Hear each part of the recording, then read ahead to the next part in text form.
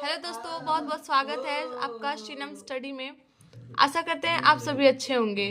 आज मैं जो टॉपिक लेके आई हूँ, दीप्त फ्रिंज किसे कहते हैं या दीप्त फ्रिंज, ये जो प्रश्न है इसे दो तरह से पूछा जा सकता है।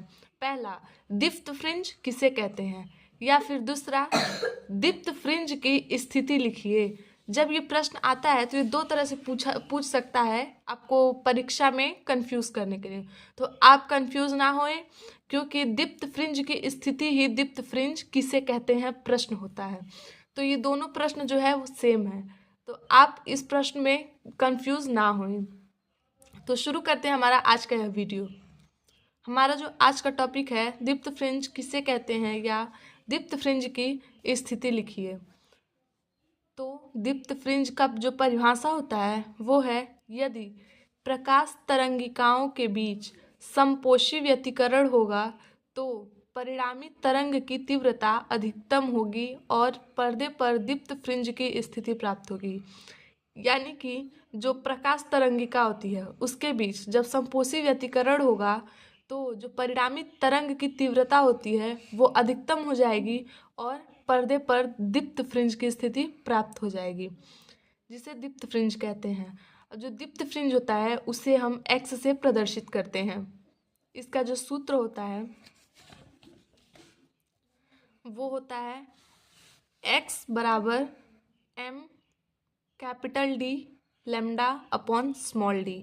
जहाँ मैं आपको बता देती हूँ, जहाँ एक्स जो है वो दीप्त फ्रिंज की स्थिति को डिनोट करता है, एम जो है वो दी गई संख्या, यानी कि प्रश्न में दिया रहता है कि द्वितीय या तृतीय चतुर्थ जो संख्या दिया रहता है वो है, और जो कैपिटल डी है वो पर्दे और स्लीट के बीच की दूरी है। जो पर्दा होता है और स्लीट होता है उसके बीच की जो दूरी होती है उसे हम कैपिटल डी से डिनोट करते हैं। जो हमारा स्मॉल डी है, स्मॉल डी जो होता है वो दो स्लीटों के बीच की दूरी होती है। यहाँ भी आप कंफ्यूज ना होए, क्योंकि जो स्मॉल डी है वो दो स्लीटों के बीच की दूरी है, और जो कैपिटल डी है वो पर्दे और स्लीट के बीच की दूरी है। और लैम्डा तो आपको पता ही होगा, ये तरंग दैर्ध्य होता है।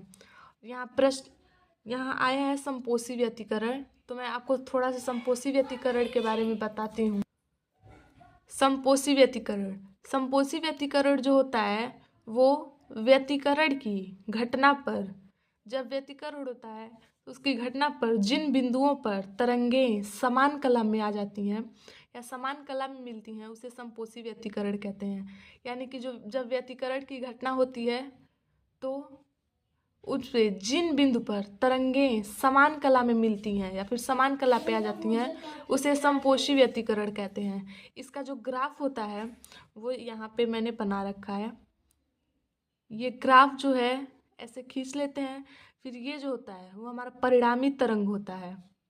ये जो डॉट डॉट करके हमने दिखाया है वो प्रथम तरंगें होती हैं, और ये जो हल्का हल्का निकला हुआ है उसे हम द्वितीय तरंग कहते हैं। अब समपोषी व्यतिकरण जो होता है वो दो तरह का होता है, एक तो समपोषी व्यतिकरण और दूसरा विनाशी व्यतिकरण। तो विनाशी व्यतिकरण को मैं बताना चाहती हूँ।